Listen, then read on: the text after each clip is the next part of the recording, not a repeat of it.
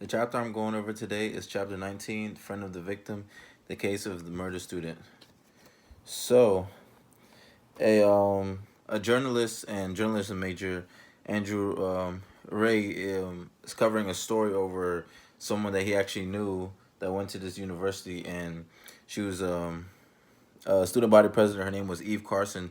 She was brutally murdered, and the reporter actually knew her, so he's going through this dilemma and going through the emotions of should he cover this story or should he not, and trying not to let his emotions of knowing the person cloud and affect his judgment, and how he retains information to help present the story the best way possible. So one of the things that Adam has to go through is like I said, one, thinking should he cover the story, and like what's the best way to balance his emotions and just cover the story as best as he can objectively.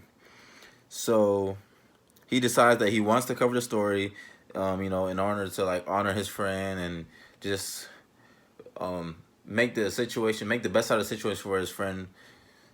And basically, he tries to not let the emotions affect his decisions or the facts, and all the sources that he gets the information from, because of the history of working with those sources, he trusts them, and he knows that he doesn't have to name them, and out of protecting the source. And that's actually a rare thing that they do for his news company. So just him going out and trusting the sources and not naming the sources, and just having to believe that okay, the sources are telling me something that's factual, not true. Because when this story was going on, there were so many different, as we all know, when something happens, there's so many quick information flowing in that you don't know what's true or what's fact and what's not. So him having to decipher that, and him understanding that okay, I trust the source and I know for a fact that they're not just giving me anything, can help me present the story to the public the best way possible. And this kind of has to coincide with W.D. Ross about how Adam has to balance empathy and social trust, because Adam eventually he goes to a candlelight vigil for Eve, and as a journalist he has to report it. And a lot of people are dealing with emotions and seeing this traumatic thing. They don't want to see the media there, or they might not want the media there. So one lady actually told him to leave campus, because the vigil was at the campus. Leave campus, so they're gonna call the cops. But the cops were actually supportive of Adam and understood that he was there for a reason. He was there to broadcast the vigil for people that couldn't attend or who were at home. So him having to deal with that, and him actually knowing that it was his right, legal right, that he could be there.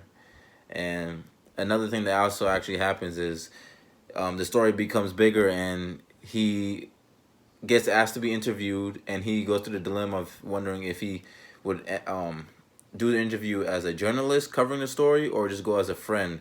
And he actually goes as a friend, and that's actually the one thing he regrets at the end, that he wishes he didn't go on and be interviewed as just a friend. He rather it have been a journalistic decision he went as, so he could cover more about the facts in the story, and try not to let the media sway the story a certain way by just interviewing him as a friend. And he saw the benefit, like with W.D. Ross, he saw the benefit of him covering the vigil, because it was showing the public interest, and it's outweighing the media intrusion. So basically, him going there out of the public's best interest outweighs the media intrusion or intruding on the vigil. And he actually, yeah, like I said, he doesn't wish he did national media. A thing I took away is what he had to go through was a tough situation, having to go see someone you knew be killed and having to cover the story. I don't know if I could have done that, and honestly, I probably wouldn't want to do that as a journalist. So that's what I take away from it, and that's how I feel about the chapter.